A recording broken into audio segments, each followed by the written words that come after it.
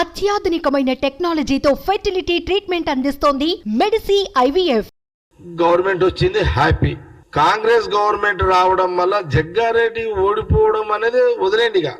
కానీ కాంగ్రెస్ పార్టీ అధికారంలో వచ్చింది, ప్రజలకు మేలు చేసే ప్రభుత్వం వచ్చింది, ప్రజలకు అండగా నిలబడే ప్రభుత్వం కాంగ్రెస్ పార్టీ వచ్చింది, ప్రభుత్వం వచ్చింది. నేను దానికి హ్యాపీగా ఉన్నా. కష్టకాలం నేను ఉండొచ్చు, అధికారం ఉన్నప్పుడు నేను ఇలా లేకపోవచ్చు, కానీ ప్రజలకు హ్యాపీగా అంటే స్వేచ్ఛగా డెమోక్రసీ ప్రజాస్వామ్యంలో పద్ధతులు అందరూ సుఖ జీవితాలతో బ్రతికే విధంగా కాంగ్రెస్ గవర్నమెంట్ ప్రజలు తెచ్చుకున్నారు. అది నాకు చాలా చాలా చాలా చాలా సంతోషం అనిపించింది.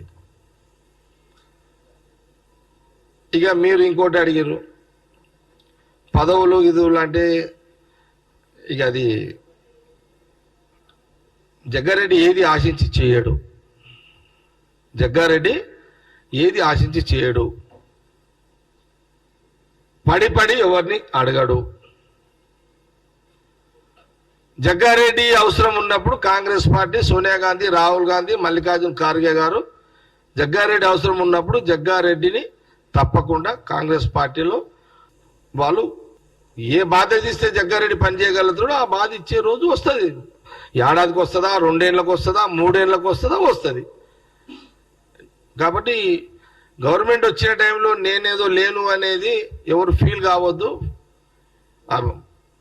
ఎవరైనా ఫీల్ అయ్యేటోళ్ళు ఉంటే అవుతున్నా నేను అంటలేను, కానీ అవుతున్నా నేను ఎందుకంట కానీ కదా. రాజు ప్రశ్న అడిగిండు, వాళ్ళ ఫీల్ కాదు అది ప్రశ్న. అది అంటే అన్నా నువ్వు అమ్మ 9 ఏళ్ళ కష్టకాలంలో నువ్వు అసలు టైంలో లేకపోతేవని కొంత ప్రశ్న ప్రజలది అడిగేదో అడిగిండు. ఎవరొకరు ఇద్దరు అనుంటారు, అడిగి ఉంటాడు, కానీ అది పెద్ద పెద్ద పెద్ద విశేషం ఏం కాదులే. అదేం పెద్ద విశేషం ఏం కాదులే అదంతా. అది కూడా రాజు మీ అందరు కూడా తెలుసు కదా, నేను దగ్గర 5 ఏళ్ళ నుంచి పీసీసీ కావాలని అడుగుతూనే ఉన్నా. నేను కొత్తగా అడిగేది ఏముంది ఇంకా?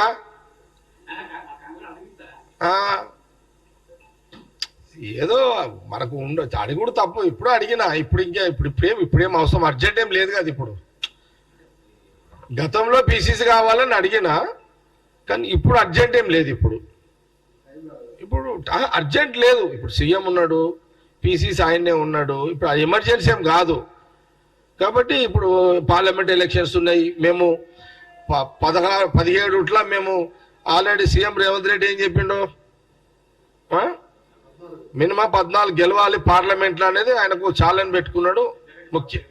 ముఖ్యమంత్రిగా సీఎం రేవంత్ రెడ్డి గారు పిసిసి ప్రెసిడెంట్ హోదాలో తెలంగాణలో సోనియా గాంధీ, రాహుల్ గాంధీ డైరెక్షన్లో 14 సీట్లు ఇలా తెలంగాణలో గెలవాలనేది ఒక పార్టీ లైన్ ఉంది.